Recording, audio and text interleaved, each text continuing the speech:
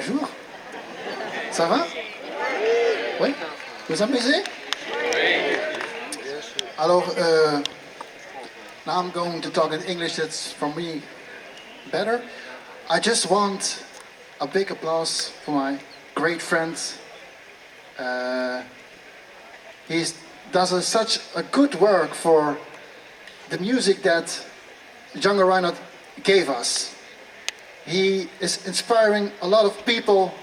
He gives workshops all over the world, and he's a great friend. A big applause for the one and only Paulus Schäfer!